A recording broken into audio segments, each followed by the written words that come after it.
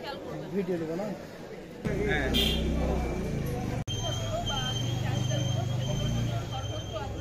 আগে দেওয়া হয়, তারপরে অন্য খাতগুলোর বাজেট অ্যালোকেশন হয়। কিন্তু বাজেট অ্যালোকেশনটা হয়েই হচ্ছে কৃষি ডিপার্টমেন্টে, আগে কৃষিকে দিবে, তারপর অন্য খাতে যাবে।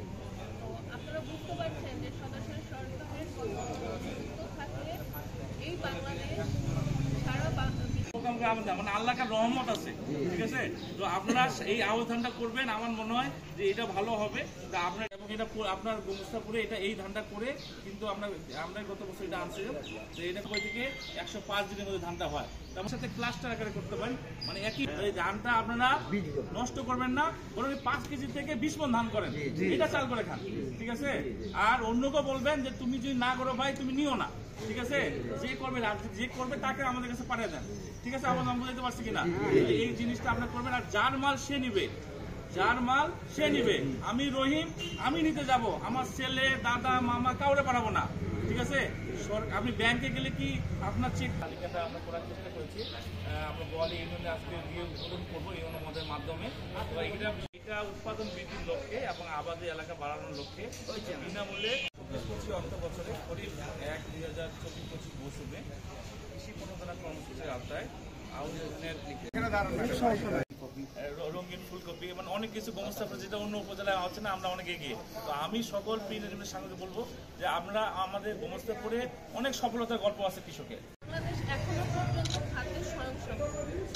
আমরা দুইটা খেয়ে পড়ে বাঁচতে পারছি আপনাদের জন্য। এর থেকে বড় সৃষ্টিকর্তার নিয়ামত আর কি হইতে পারে না। আপনারা যে সৎকর্মশীলদের মধ্যে আছেন, কোরআন শরীফেও বলা আছে, ধর্মেও বলা আছে যে সৃষ্টিকর্তা সৎকর্মশীলদের সাথে থাকেন। তো আপনারা যে সৎকর্মের মধ্যে আছেন সেটা তার রহমতের একটা বহিঃপ্রকাশ হচ্ছে কি এই ফলন। আপনারা এই ফলনগুলো করছেন, সৃষ্টিকর্তার কাছে মানে শুকরিয়া আদায় করবেন। কিছু অসাধু ব্যক্তি সব জায়গায় থাকে, এগুলো আমরা মাথা থেকে ছেড়ে দেব। এই অসাধু ব্যক্তিগুলোর জন্য এই গোমস্তাপুর উপজেলার মাটি কলঙ্কিত হবে না। আপনারই এখানে কৃষক পরিচয় দিয়ে কিংবা কিছু অসাধু কৃষক কি করে সার হচ্ছে বিক্রি করে, নাইলে ধান বিক্রি করে, বীজ বিক্রি করে, তাই না? এটাতে কি হয়? উপস্থিত আছেন অত্র কৃষি বিভাগের দপ্তর প্রধান, জেলা কৃষি কর্মকর্তা আহমেদ সরকার, অন্যান্য উপসহকারী কৃষি কর্মকর্তা